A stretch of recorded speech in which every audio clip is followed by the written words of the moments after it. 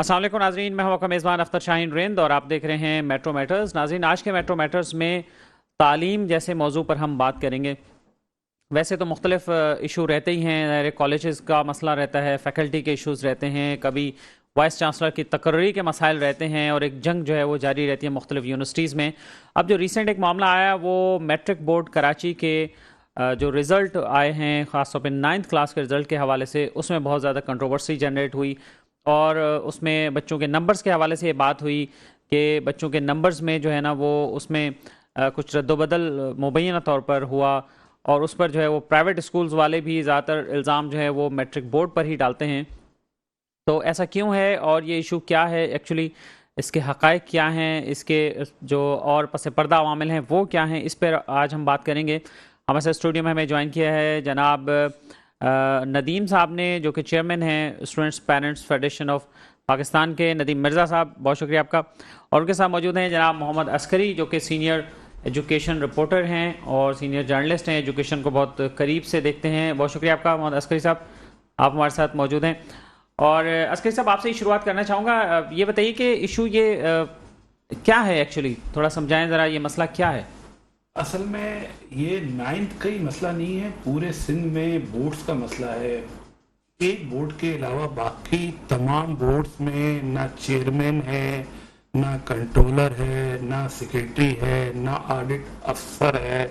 ये सूरत हाल इतनी ख़राब है और ये पिछली गवर्नमेंट का तोहफा है, क्योंकि पिछली गवर्नमेंट ने अपॉइंट नहीं किए थे। अब सूरत हाल ये है कि जो लोग पहले क्लर्क थे, असिस्टेंट थे, वो तरक्की पा पाकर 17 ग्रेड में चले गए, 18 में चले गए और उन्हें एडिशनल कंट्रोलर का चार्ज मिल गया, एडिशनल सेक्रेटरी का चार्ज मिल गया और वहाँ बाहर से चेयरमैन ला के लगा दिए गए। नतीजा ये हुआ कि उसका असर न सिर्फ नताइज पे पड़ा बल्कि तलबा की कारकर्दगी पर भी सवालात उठ गए। यही हाल 9th के रिजल्ट का हुआ। अब आप ये देखें कि इस वक्त 7 या 8 बोर्ड हैं, 8 में से 6 बोर्ड्स की जो जिम्मेदारी है वो चेयरमैन के तौर पे कमिश्नर तैनात हैं। अब मुझे बताएं, कमिश्नर अपना ज़िला, अपना डिवीज़न देखेगा या बोर्ड्स को देखेगा? और वहाँ जो क्लर्क, जो कंट्रोलर लगे हुए हैं वो इम्तहानात लेंगे, रिज़ल्ट देंगे, क्या होगा? ये 9th के रिज़ल्ट में भी यही गड़बड़ हुई। गो के वहाँ के जो चेयरमैन हैं शरफ अली शाह, वो वाहिद चेयरमैन हैं जो सर्च कमेटी के थ्रू आए, मेरिट पे आए, लेकिन जब उनको टीम ही अच्छी नहीं मिलेगी तो वो क्या करेंगे? उनके हाथ में तो नहीं है, ना वो खुद कंट्रोलर लगा सकते हैं, ना सेक्रेटरी लगा सकते हैं, ना ऑडिट अफसर लगा सकते हैं, ना और अफसरान तैनात कर सकते हैं। तो ये बदतरीन सूरत हाल है और इस वक्त स्टूडेंट्स परेशान हो रहे हैं, रुल गए। 9th के नताइज में गलतियाँ बेतहाशा हैं, लोग फेल हो गए हैं बड़ी तादाद में। जी अच्छा, तो ये बताइए कि आपने इसे बताया कि 8 बोर्ड्स हैं और 8 में से 7 बोर्ड्स में चेयरमैन नहीं है। जी। अच्छा, और एक वाहिद जो मैट्रिक बोर्ड है उसमें चेयरमैन मौजूद है? उसमें भी चेयरमैन मौजूद है, लेकिन उनका टेन्योर भी पूरा हो चुका है। अब ये सर्च कमेटी के थ्रू इनकी तकरूरी होनी है, लेकिन इन्होंने इश्तहार दिया हुआ है। सीएम साहब को 2 एक्सपर्ट के नाम भेजे हुए हैं, क्योंकि सर्च कमेटी में 2 एक्सपर्ट होना ज़रूरी है। तो एक मोहम्मद हुसैन सैयद साहब का और एक डॉक्टर मोहम्मद मेमन का नाम भेजा हुआ है, लेकिन तकरीबन महीना हो गया है वो फाइल सीएम हाउस में स्टक होकर रह गई है, वहाँ से निकली नहीं है। मसला ये कि सीएम हाउस से ऐसी फाइलें निकलती ही नहीं है। जनाब नदीम मिर्ज़ा साहब, इस सूरत हाल पे आप क्या कहेंगे? देखिए, सूरत हाल तो बहुत ही खौफनाक है, बल्कि अलार्मिंग है कि पिछली गवर्नमेंट ने, ये गवर्नमेंट भी उसी के उस पर वो फॉलो कर रही है कि एजुकेशन डिपार्टमेंट को भी इरिगेशन डिपार्टमेंट की तरह चलाया, कि जहाँ कोई सिफारिश आ गई, कोई बंदा आ गया, उन्होंने उसको उधर रख लिया। साबिका जो मिनिस्टर्स थे यूनिवर्सिटी ऑफ स्पोर्ट के, उन्होंने 3-3 महीने में पोस्टिंगें की। एक तो कंसर्न ये है कि बोर्ड का सिस्टम जो है वो सही होना चाहिए, जैसे इन्होंने बताया।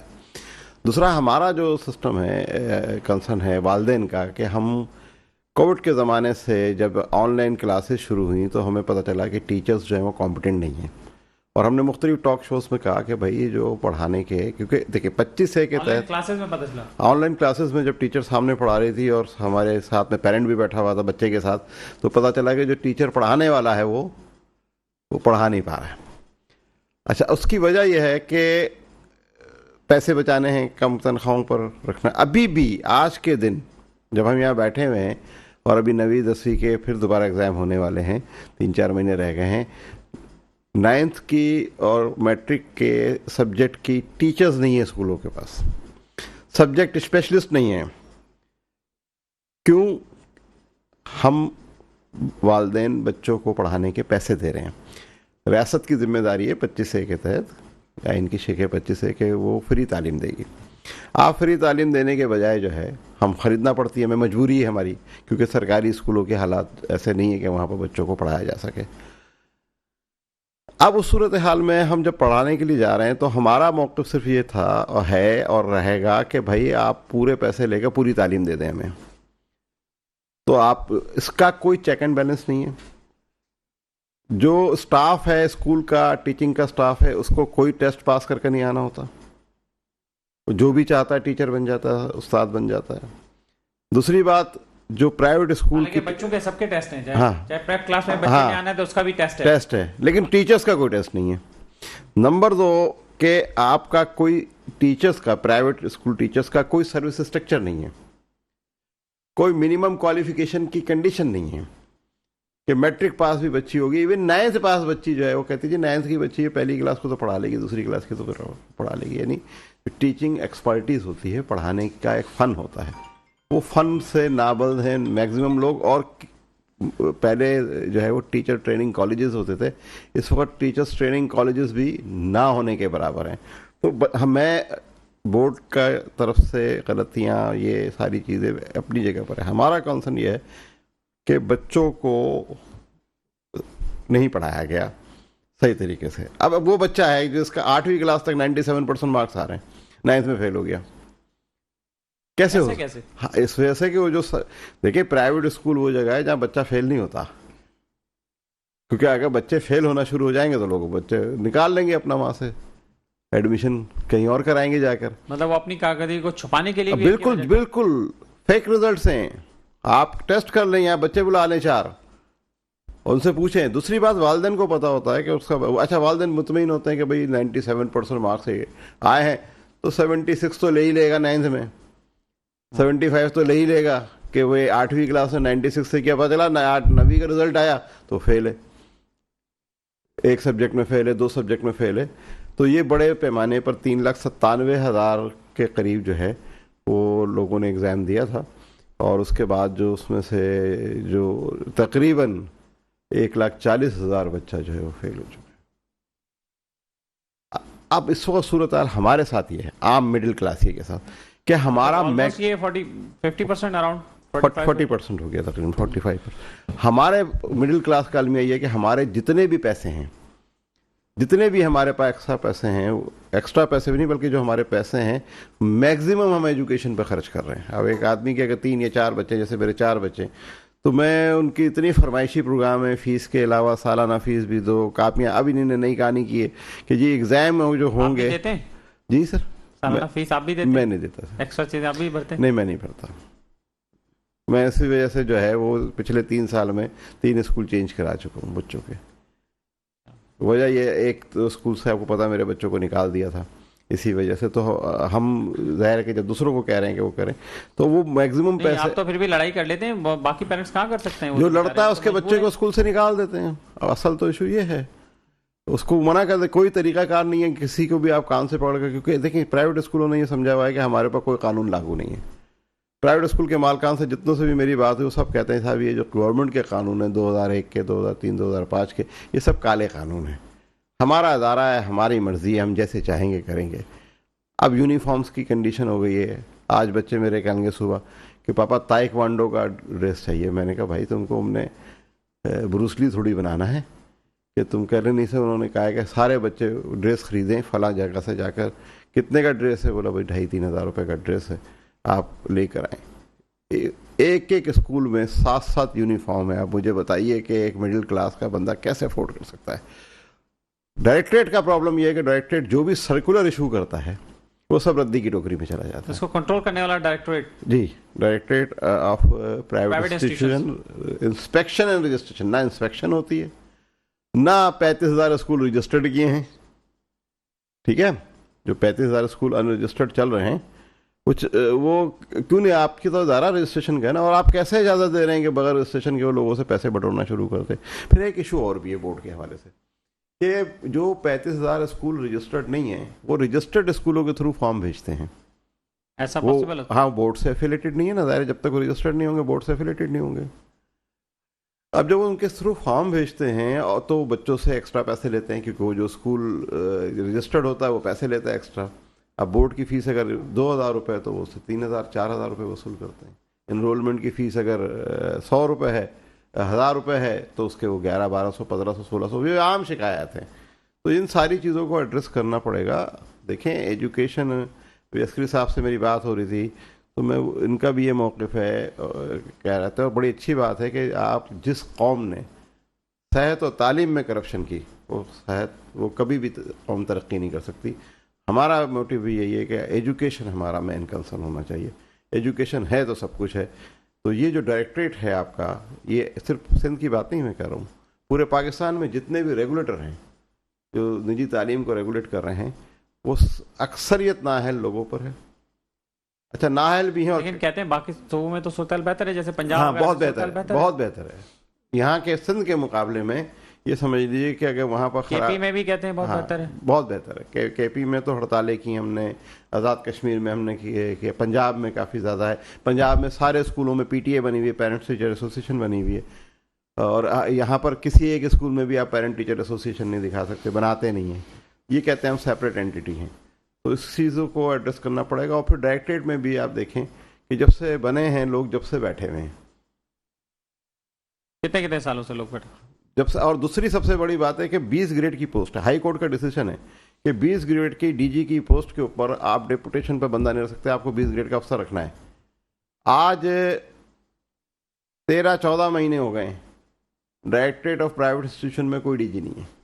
सलमान रजा के ट्रांसफर के बाद कोई डीजी नहीं है। कोई डीजी अपॉइंट नहीं, आज तक कोई डीजी अपॉइंट नहीं है। चार्ज किसी के पास है? चार्ज जो है वो एडिशनल डायरेक्टर रजिस्ट्रेशन को दिया हुआ है। अच्छा अस्करी साहब जी, आप बताइए, आपकी तो गहरी नज़र है, डे टू डे बेसिस पे आप रिपोर्टिंग भी करते हैं इसकी, तो डीजी नहीं है इतने टाइम से? सर असल में सलमान सयाल जो साहब थे वो चले गए थे, उसके बाद जो सलमान रजा साहब थे वो छोड़ के चले गए थे। उसके बाद 19 ग्रेड नहीं, सॉरी, उनको छोड़ कर नहीं चले गए थे, उनको प्राइवेट स्कूल्स वालों ने, एसोसिएशन ने, कंट्रोवर्सी तो चली थी ना, नहीं, मुतालबा कर उनकी बेइज्जती कर उनके रूम में उनकी बेइज्जती कर मिनिस्टर से कहा था, सरदार शाह से, कि अगर इनको आपने नहीं हटाया तो हम स्कूल बंद कर देंगे। फिर हटाया। हाँ, तो उसके बाद असल में वो थे भी थे कॉलेज कैडर के। अब बदकिस्मती ये है कि कॉलेज के लोग जो है स्कूल कैडर पे तैनात हैं। ये सिलसिला तवील अरसे से जारी है, और अभी भी चूंकि उन्हें अप्रोप्रिएट बंदा नहीं मिला गालबन, इसीलिए उन्होंने वो एडिशनल चार्ज किसी को दे रखा है।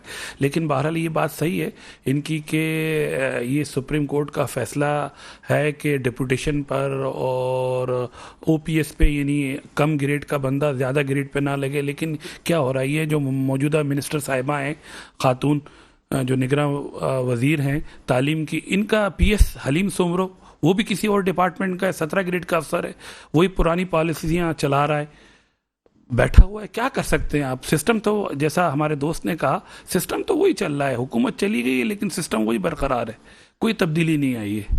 तो इन लोगों से एडिशनल डायरेक्टर जो हैं वो भी कॉलेज साइड से हैं, वो एसोसिएट प्रोफेसर इंग्लिश की। तो अब आप ये बताओ, फिर एक ही आदमी जो रोटेशन ऑफ जॉब है कि 3 साल से ज़्यादा एक जगह पर पोस्टिंग नहीं होती, वहाँ पर जितने अफसरान लगे हुए हैं सिवाय 1-2 के, जो भी ट्रांसफ़र हुए इक्का दुक्का, सारे वो पुराने अफसरान हैं डायरेक्टरेट में जिनकी एक अंडरस्टैंडिंग है।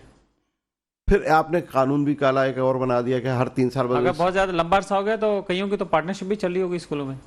डेफिनेटली, मैं तो उस सिलसिले में आप एक मुकम्मल प्रोग्राम कीजिए कि क्या हो रहा है। हाँ, डायरेक्टरेट में क्या हो रहा है, मैं पूरी बात आपको बताऊंगा और बाकायदा सबूत के साथ बनाऊंगा, बताऊंगा, मेरे पास वीडियोस भी हैं।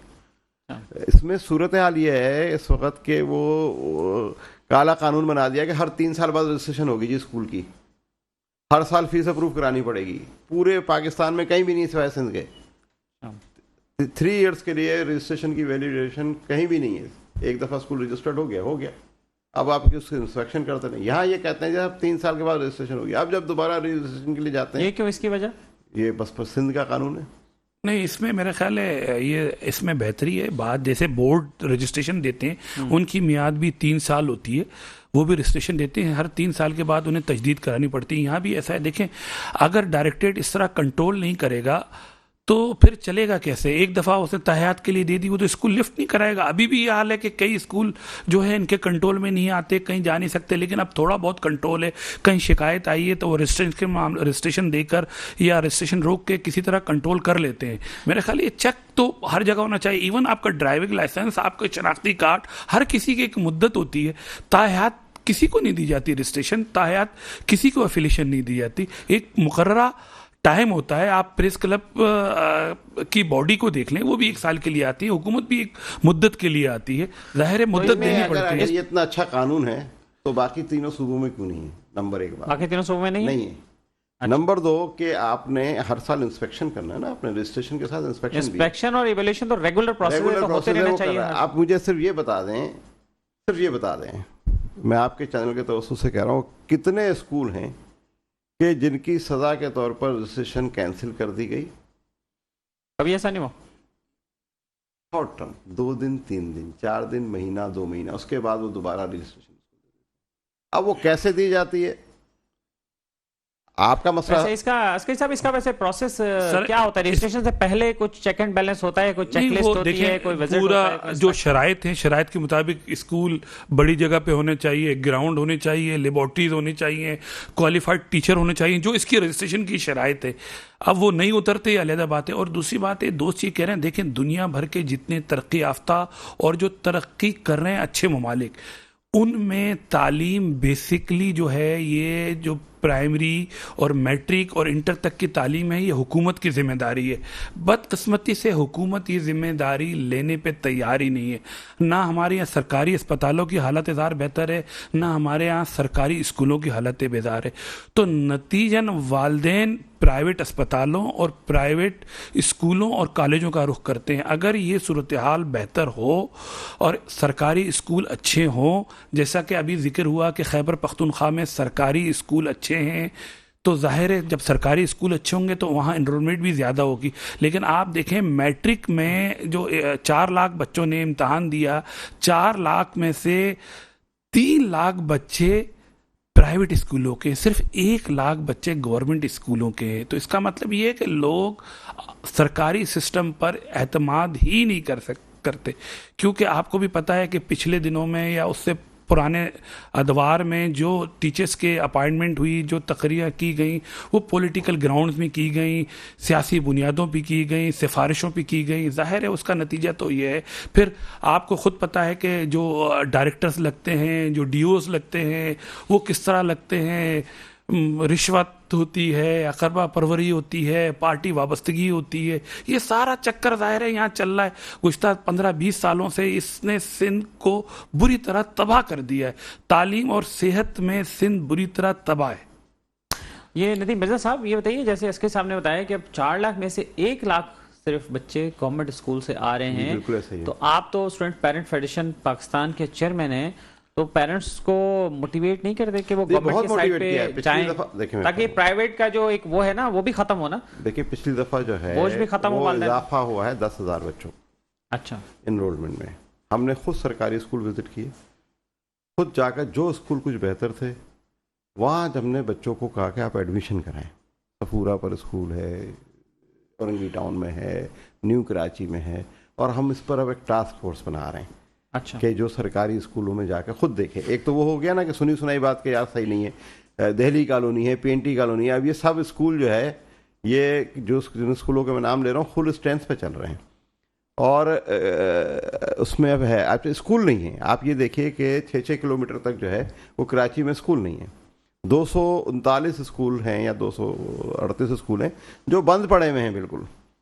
अच्छा, और गोद लेने का, हाँ, गोद लेने का जो तरीकाकार है वो इतना टिपिकल है सिंध एजुकेशन फाउंडेशन का कि आप कोई आदमी लेता ही नहीं। अगर आप आज उसकी शराइत को नरम कर दें कि 239 के 239 स्कूल कल तो उसमें भी फिर प्राइवेट पब्लिक पार्टनरशिप करें, उसमें पार्टनरशिप करना नहीं, वो ये कहते हैं कि आप स्कूल हमसे गोद ले लें, आप स्कूल के नाम पर कोई डोनेशन नहीं ले सकते। तो फिर कैसे चलाएंगे अगर डोनेशन? आपको विजिटिंग टीचर्स खुद लेकर आनी है, किसी टीचर का ट्रांसफ़र नहीं कर सकते, आप सिफारिश करेंगे, छोटी मोटी मेंटेनेंस आप खुद करेंगे, टीचर्स को पैसे खुद देंगे, कोई फंड रेजिंग प्रोजेक्ट नहीं कर सकते आप फिर अपनी। कोई क्यों करेगा, कैसे करेगा? हाँ, मतलब हाथ पांव बांध कर उन्होंने स्विमिंग करने के लिए छोड़ दिया कि जाकर कीजिए। मेरी 3-4 मीटिंग्स हुई, मैंने कहा सब आप हमें दे दें, हम चलाएंगे इंशाल्लाह ताला। बहुत सारे लोग हैं हमारे यहाँ, लोग पुलों के नीचे बिठाकर लोगों को अरबों रुपए का खाना खिला देते हैं। ये तो एजुकेशन है। और आप ये नहीं समझें कि हमारी कौम जो है उससे कंसर्न नहीं है, बहुत ज़्यादा कंसर्न है। आप यकीन करें, इस वक्त पेरेंट्स की जो है वो नींदें हराम हुई हुई हैं इस हवाले से। जो बच्चे फेल हुए ना, उसके बाद वो ये बात सोचने में मजबूर हैं कि क्या करें। अब वो पेरेंट्स के पास इतना टाइम नहीं है, और सब पेरेंट्स तो पढ़े लिखे नहीं है ना कि वो जाकर वो अपने उसका वो कर सकें, देख सकें। पढ़े लिखे हों भी तो नौकरी करें। हाँ, नौकरी करें या वहाँ। अच्छा, अब हो क्या रहा है, पैटर्न क्या, what's the education pattern is? Pattern ये है कि बच्चा स्कूल गया सुबह, 30 किलो का बच्चा 18 किलो का बस्ता लेकर स्कूल चला गया। नदीम मिर्जा साहब, एक लाइव कॉलर है हमारे साथ, हम उनसे बात कर लें, फिर आपके साथ वापस आते हैं। जी अस्सलाम वालेकुम, कौन है हमारे साथ? मैं सर प्रोफेसर नदीम अली खान बात कर रहा हूँ लांडी से। जी जी, प्रोफेसर नदीम अली खान साहब लांडी से बात कर रहे हैं। जी बताइए, क्या बात करना चाहेंगे जनाब? सर ये लांडी नंबर 6 पे जो के इलेक्ट्रिक का दफ्तर है, के इलेक्ट्रिक का लांडी नंबर 6 पे, इसके पीछे भी स्कूल है और वहीं पर एक कुदसी मस्जिद है, उसमें भी स्कूल खुले हुए हैं। सर मैट्रिक पास लड़कियां मैट्रिक को पढ़ा रही हैं, how is it possible sir, मुझे बताइए आप। अच्छा, अक्सर स्कूल ये करते हैं कि जेंट्स को लेते ही नहीं, क्योंकि लेडीज जो है वो 4000 में भी पढ़ा लेती है। और दूसरे सिंधी का तो सर कोई तसव्वुर ही नहीं रखा उन्होंने, बस वो लिखी हुई लिखवा दिया उन्होंने, कहा कि जाइए जी बस को जाके याद कर लीजिए। बड़ा हम सूबे में रहते हैं सर, ये हमारी जुबान है सर। अब मुझे बताइए सर, मैट्रिक पास कोई शख्स, कोई भी लड़का या लड़की अगर पढ़ाएगी तो क्या वो पढ़ा सकती है मैट्रिक पास को? अब तो कोर्स भी चेंज हो गया है। हेलो जी जी, बिल्कुल आपकी बात सुन रहे हैं हम, और इसी पे गुफ्तगू हो रही है। सरप्राइज विजिट कर लें आप। और सर ये पूरे लांडी कुरंगी का मसला है सर, यहाँ का मसला नहीं है। 4-4 कमरों पे सर स्कूल खोले हुए हैं उन्होंने, 4-4 कमरों के ऊपर, और फीस पूरी ले रहे हैं। एक दफा विजिट कर ले सर मेरे कहने से। लांडी 6 इलेक्ट्रिक के दफ्तर के पीछे तो वो भी एक स्कूल है, एक जनरेशन के नाम से, और कुदसी मस्जिद के अंदर स्कूल खोले हुए सर। एक दफा विजिट कर लें और फिर आप मुझसे राब्ता कीजिएगा, कर लें सर। आप मेरे पेज से मेरा नंबर लें और विजिट रखवाएं, हम जरूर करेंगे। ये नदीम मिर्जा साहब हैं, चेयरमैन है students parents federation of Pakistan के, हमारे साथ मौजूद हैं। आप स्टूडेंट्स पेरेंट्स फेडरेशन के फेसबुक पेज से इनसे आप कांटेक्ट कर सकते हैं, और आप हमारी टीम से भी राब्ता कर सकते हैं। उसका भी नंबर जो है हमारे प्रोग्राम में स्क्रीन पर आ रहा है, जब आप ये शो देखेंगे तो आप उससे जरूर नोट कर लीजिएगा। हमारी टीम को भी आप अपना नंबर नोट करवा दें। और नंबर आपके पास है ना सर? 0 मेरा नंबर सर। जी, हमारी टीम आपसे नंबर ले लेती है, आपसे अभी नंबर ले लेते हैं, आपका नाम और नंबर नोट कर लेते हैं, तो जरूर इस पे भी इंशाल्लाह कुछ राब्ता करेंगे। नदीम मिर्जा साहब सर, ये बिल्कुल सही कह रहे हैं कि मैंने आपसे कहा 35,000 स्कूल, ये जो 4 कमरों का बड़ा स्कूल बता रहे हैं, 2 कमरों का स्कूल, एक कमरे का स्कूल है न्यू कराची। अच्छा, अब उनको इजाज़त दे दी आपने पैसे लेने की, एडमिशन लेने की। एडमिशन के पैसे, सिक्योरिटी के पैसे रिफंड भी नहीं होते हैं। बच्चा स्कूल जा रहा, छुट्टी के बाद स्कूल बंद, स्कूल मालिक गायब। क्या हुआ जी? फिर किराए के मकानों में स्कूल है, खाली करा लिया।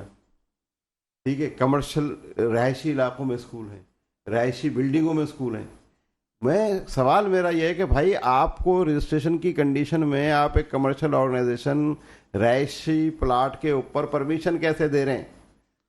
तो वो उनसे बात करेंगे तो वो तो कहेंगे हम तो तालीम दे रहे हैं, हम तो बच्चों को मेमार बना रहे हैं मुस्तकबिल का। नहीं, मेमार बिल्कुल तो अगर आप हमें बंद कर देंगे तो ये तालीम इससे भी जाएंगे। नहीं, बिल्कुल मेमार बनाए, लेकिन जो रियासती कवानीन हैं, चाहे वो तालीम के हवाले से हो, चाहे वो परमिसेस के हवाले से हो, या को उनको फॉलो तो कराना किसका काम है? मेरा और आपका काम नहीं है, ना अस्करी साहब का काम है, ना आपका काम है, ना मेरा काम है। हमारा काम तो इंडिकेट करना है। अगर हम आकर इंडिकेट कर देते हैं कि जी फला स्कूल जो है वो सालाना फीस ले रहा है और उसके पास परमिशन लेटर भी नहीं है, उस बच्चे की सालाना फीस माफ हो जाती है, बाकी 18,000 बच्चा दे रहा है। हम क्या कर सकते हैं? इंडिकेट कर सकते हैं। जब आपने इंडिकेट कर दिया तो वो फिर पूरे सब बच्चों के लिए ऐसे होना चाहिए। अभी हमने कोई तकरीबन 100 के करीब, 100 के करीब वो फीस वाउचर्स दिए हैं, जिसमें फीस जो है वो 10% से लेकर 40% तक बढ़ा दी। सुप्रीम कोर्ट का ऑर्डर है कि 5% से ज़्यादा नहीं बढ़ सकती। गवर्नमेंट का लॉ है कि 5% से ज़्यादा सिंध में, पंजाब में 8% बढ़ सकती है, यहाँ पर 5% से ज़्यादा नहीं बढ़ सकती। 3 साल के बाद रीअसेसमेंट, जब रीअसेसमेंट पर जाएगा तब वो शायद 10% तक बढ़ा सकते हैं। चलिए हम इस पे वापस आते हैं नाज़रीन, यहाँ लेते हैं एक शॉर्ट ब्रेक और उसके बाद वापस आते हैं, गुफ्तगू का सिलसिला जारी है अभी। वेलकम बैक नाज़रीन, हम बात कर रहे हैं एजुकेशन के हवाले से और बोर्ड्स के हवाले से हमारी बातचीत हो रही है। मोहम्मद अस्करी साहब, ये बताइए कि जब ये सूरत हाल है, नदीम मिर्ज़ा साहब बता रहे हैं सरकारी स्कूलों का ये हाल है, उसमें बेहतरी नहीं ला रहे, तो फिर प्राइवेट पब्लिक पार्टनरशिप ही कर लें, इस पे आपकी महकमा तालीम से बातचीत होती है, क्या कहते हैं ये लोग? ना उसको इम्प्रूव करते हैं, ना किसी को चलाने देते हैं। कोई अगर वॉलंटरली चलाना भी जाए, बहुत सारी एनजीओज आपने देखा होगा कि वो पुलों के नीचे, आपने सही कहा कि पढ़ा रहे होते हैं और सड़कों पे बैठ के बच्चों को पढ़ा रहे होते हैं, तो वो उनको चाहिए कि ऐसे स्कूल उनको दे दें, फिर वो उनको चलाएं। बात यह है कि देखें, हुकूमत की तरजीही तालीम है ही नहीं, ना तालीम है ना सेहत है, तो वो जैसा चल रहा है वैसे चलने दे। एक अच्छा काम ज़रूर हुकूमत ने किया था, पिछली हुकूमत ने, कि वो टेस्ट की बुनियाद पे टीचर्स अपॉइंट हुए, लेकिन उसमें भी अफसोसनाक पहलू ये है कि वो टीचर्स अपॉइंट तो किए, 60% रखी, फिर उसे गिरा गिरा के वो 45 पे ले आए, और अब सुनाए मजीद गिराने जा रहे हैं। अब 4 साल से आप 60% वाला बंदा गिरा कर आप 40 पर ले आओ या 45 पे ले आया तो बढ़ाया जाता है, मतलब वो और गिरा रहे हैं, क्यों? ऐसा कुछ पता नहीं, इन्होंने ये जो साबिक मिनिस्टर थे सरदार शाह साहब, उन्होंने ये पॉलिसी बनाई थी। अभी ये पता नहीं कब तक जारी रहेगी, ना टीचर्स का ट्रांसफर होगा, बस टीचर्स अपॉइंट होते रहेंगे और परसेंटेज गिरती रहेगी, जहां जहां जगह खाली होगी उससे कम वाला, उससे कम वाला, उससे कम वाला वो फिट होता रहेगा। ये पॉलिसी गुज़िश्ता 3-4 साल से जारी है और तकरीबन 60,000 टीचर इस पॉलिसी की बुनियाद पर भर दिए गए हैं। होना तो ये चाहिए था कि टीचिंग जैसा प्रोफेशन ऐसा है कि वहाँ कम से कम पासिंग परसेंटेज ही 60% रखते। एक दफ़ा टेस्ट नाकाम हो जाए, अगले साल फिर टेस्ट कराएं, क्योंकि अगले साल और बच्चे जो है आगे पढ़कर पास हो चुके होंगे, एनरोलमेंट उनका और बढ़ चुका होगा, तो वो जो फ्रेश खून टेस्ट देगा तो ज़्यादा अच्छे बच्चे आएंगे। लेकिन नहीं, ये क्या तरीक़ाकार है कि आप जो है टेस्ट के नंबर गिराते चले जा रहे हैं। तो जाहिर है जब ये सूरत हाल होगी तो सरकारी स्कूल कैसे बेहतर होंगे, कैसे पब्लिक प्राइवेट पार्टनरशिप की तरफ जाएंगे। आपकी जो सारी चीज़ें हैं वो बिल्कुल जो है सारी कोशिशें रायगा जाती हैं। एजुकेशन का अरबों रुपए का बजट है, बर्बाद हो जाता है, खा लिया जाता है, प्रोजेक्ट्स की नज़र हो जाता है और प्रोजेक्ट्स पूरे ही नहीं होते। आप देखें, इतने अरसे से कोई नया सरकारी स्कूल सुना आपने खुला? मैं आपसे पूछ रहा हूँ, नदीम मिर्जा साहब भी बैठे हुए हैं, आप बताएं कोई गवर्नमेंट सेकेंडरी स्कूल खुला? आप देखें धड़ प्राइवेट स्कूल शायद खुला तो है, अपग्रेड भी नहीं हुआ है जो पहले जी बिल्कुल ऐसा ही है। कुछ थोड़े बहुत हुए हैं, अब उसमें भी कुछ मीर बुखार डिवीजन में कुछ स्कूल खोलने की कोशिश की, एक प्रोजेक्ट बनाया वो करा, लेकिन वो सुना है कि सारा पैसा जो है वो करप्शन की नज़र हो गया। ये जो बता रहे हैं, मैं और थोड़ी सी उसमें इजाफा कर दूं कि वो 45% पर नहीं, लास्ट उन्होंने कुछ इलाकों में 33% के ऊपर भी। अब ये पाकिस्तान दुनिया का पासिंग मार्क्स, हाँ, दुनिया का वाहिद मुल्क में समझ रहा हूँ है कि जहाँ पर उस्ताद को 33% के ऊपर भर्ती किया जा रहा है। प्राइमरी स्कूल पूछा को प्राइमरी की स्पेलिंग नहीं आती, सेकेंडरी स्कूल टीचर को वो साफियों ने कराची प्रेस क्लब पर पूछा उनसे कि बताएं कि आप ये क्या है, आप पूछ लें, उनको स्पेलिंग नहीं आती। और फिर इन्हें टाइम स्केल देकर जो तालीम के बजट को ठिकाने कैसे लगाया कि टाइम स्केल प्रमोशन हो गई। अब एक HST टीचर है, 3.25 लाख रुपए तनख्वाह उसकी, तो जो तरक्की करता गया हेड मास्टर 17 ग्रेड का बैठा हुआ है, स्कूल टीचर 19 ग्रेड का बैठा हुआ है। 262 अरब रुपए का budget on end of average, जब 15 साल का बजट आप लगा लीजिए। फिर फॉरेन फंडिंग अलग है, फॉरेन फंडिंग के लिए भी उन्होंने एक डिपार्टमेंट बना दिया कि सिंध एजुकेशन फाउंडेशन है। 80,000 रुपए से जायद एक बच्चे की तालीम पर पैसा खर्च कर रहे हैं। 80,000 रुपए? हाँ, 84,700 या ऐसी कोई फिगर है, अस्करी साहब इन्वेस्टिगेट कर लेंगे। ये तो पता चला सिर्फ बच्चों की फीस की मद में स्कूलों को अच्छा, अब स्टाइपेंड देना है 1,000 रुपए बच्चे को देना है। किताबें हमने कई पोस्टें लगाई हैं, किताबें आती हैं रद्दी में। अच्छा नदीम साहब, यहाँ आपको रोकूंगा, हमारे साथ ज्वाइन किया टेलीफोन लाइन पे जनाब शरफ अली शाह साहब ने, जो कि चेयरमैन हैं मैट्रिक बोर्ड के। अस्सलाम वालेकुम जनाब शरफ अली शाह साहब। शरफ अली शाह साहब आवाज आ रही है आपको? शरफ अली शाह साहब आवाज आ रही है आपको? हमें उन्हें आवाज़ नहीं आ रही। Chairman matric board Sharaf Ali Shah साहब से बमुश्किल रब्ता हुआ और लेकिन उन्हें आवाज़ नहीं आ रही। शरफ अली शाह साहब, आप सुन सकते हैं मुझे? शरफ अली शाह साहब के पास पता नहीं आवाज़ नहीं जा रही है, या शायद उन्होंने फ़ोन यस करके साइड पे रख दिया है, पता नहीं क्या हुआ। बहरहाल शो से पहले मैंने उनसे बात की थी और उनसे रिक्वेस्ट की थी कि वो ये मार्किंग वाले इश्यूज़ पे मार्क्स वाले इशू पे बात करें, उन्होंने एग्री भी किया था। अस्सलाम वालेकुम शरीफ अली शाह साहब, आप हैं हमारे साथ? शरीफ अली शाह साहब मेरे ख्याल में फोन उनका साइड पे कहीं। आवाज आ रही है आपको शाह साहब? बहुत कम आ रही है।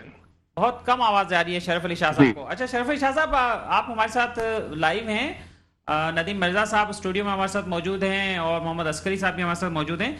ये बताइए कि ये 9th के अभी रिजल्ट में जो कंट्रोवर्सी सामने आई, ये क्या मामला है, क्या माजरा है, इस पे क्या सूरत हाल है? आपको इन्वेस्टिगेशन हुई इस पे?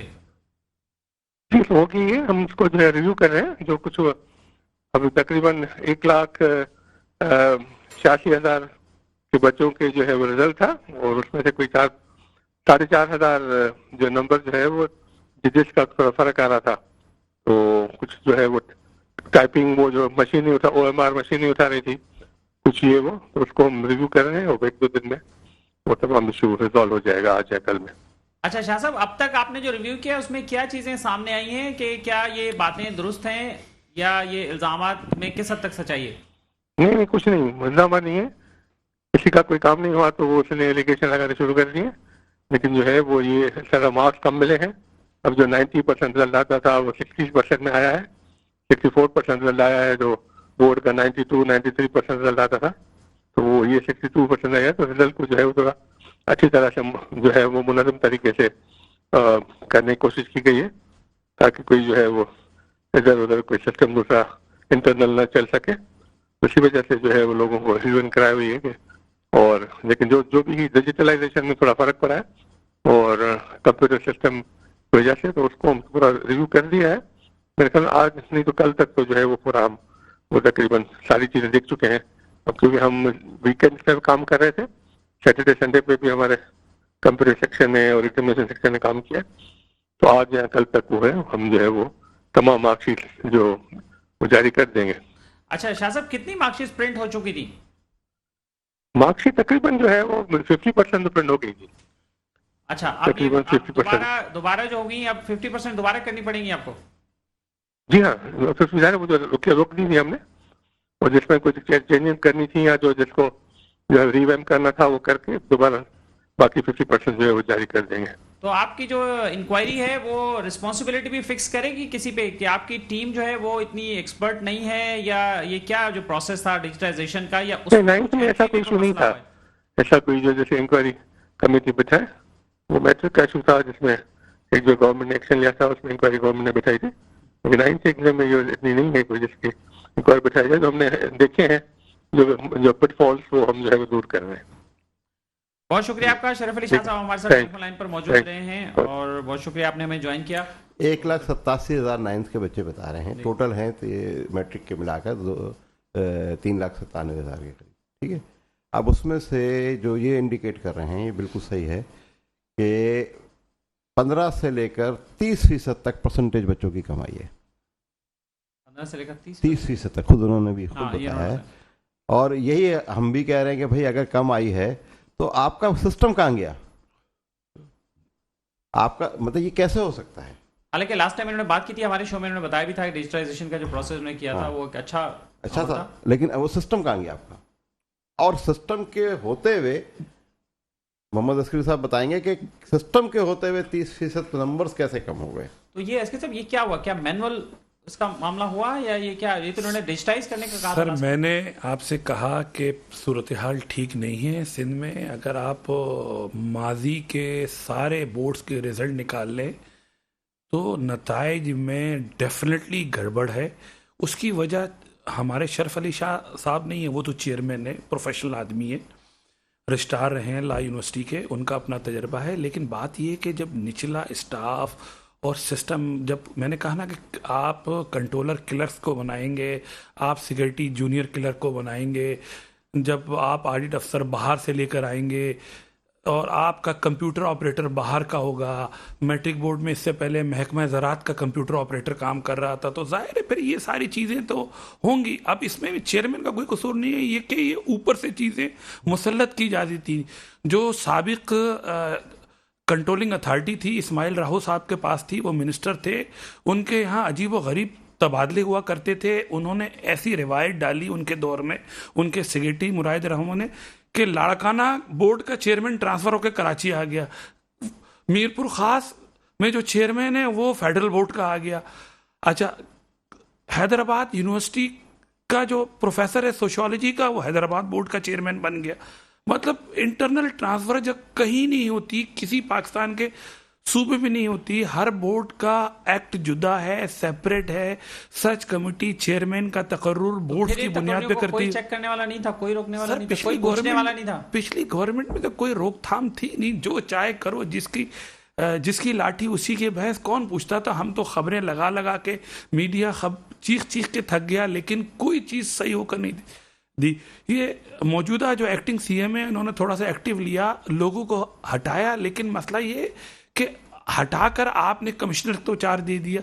कमिश्नर को चार्ज देने से क्या होता है? अब जो कराची के कमिश्नर हैं वो एक दिन बोर्ड गए 1 महीने में। वैसे ये भी नदीम साहब, ये लतीफा नहीं है वैसे? नहीं, देखें, ये जो बात कमिश्नर है, को आपने कमिश्नर बोर्ड को से चार्ज देने की जो सारे काम कमिश्नर ही करेगा। लॉजिक मुझे सब, वो बेचारा प्राइस तो कंट्रोल कर नहीं सकता, क्या करेगा बाकी। आज तक दूध महंगा मिल रहा है लोगों को, अशिया खुर्दनोश पे वो नहीं कर सकते। अभी आज जो है वो तजावुजात वो नहीं खत्म करा सकते, कमिश्नर का जो चिकन का रेट है 502 रुपए है, और मार्केट में 660 रुपए बिक रही है, और बड़े स्टोर्स पर जो है 900 रुपए बिक रही है। सर, मुझे तो इस पे हैरानी हुई कि ला यूनिवर्सिटी है, पाकिस्तान की पहली ला यूनिवर्सिटी है, जिसका एजाज सिंध को हासिल है। कराची में ला यूनिवर्सिटी है, उसका जो वाइस चांसलर है वो सितंबर में रुखसत हो गया। उसकी जगह जो 4 दिया गया है वो मेडिकल यूनिवर्सिटी के डॉक्टर को दे दिया गया है। आप हैरान हो। हमारे प्रोग्राम का वक्त खत्म हो रहा है। आखिरी बात मुख्तसर, आखिरी बात यह है कि जो इस वक्त आपने जैसे देखा होगा, पासपोर्ट ऑफिस के सामने, एक्साइज के ऑफिस के ब्रोकर की लाइन लगी हुई है। एक प्रोग्राम करें, मेरे साथ चलें, बोर्ड ऑफिस के बाहर ब्रोकर्स की लाइन लगी हुई, नंबर बढ़ाने हैं, ग्रेड कराने हैं, सब कुछ कराने हैं। उस दफ़ा इन्होंने ऐसा किया कि भाई बहुत सारे ग्राहक आ जाएं। चलें, बहुत शुक्रिया। तो मेरी रिक्वेस्ट है, आखिरी बात करें, कि तालीम फ्री है। आप कम से कम बोर्ड की जो 9th और मैट्रिक की फ़ीस है और पेपर चेकिंग की फ़ीस, ये आप माफ़ करें। चलें, बहुत शुक्रिया आपका। नदीम मिर्जा साहब, आप हमारे साथ मौजूद है। इसके साथ आपका बहुत शुक्रिया। और नाज़रीन, इसके साथ ही अपने मेज़बान अख्तर शाहीन रिंद को आज के मेट्रो मैटर से इजाज़त दीजिए। अपना ख्याल रखिएगा। अल्लाह हाफ़िज़।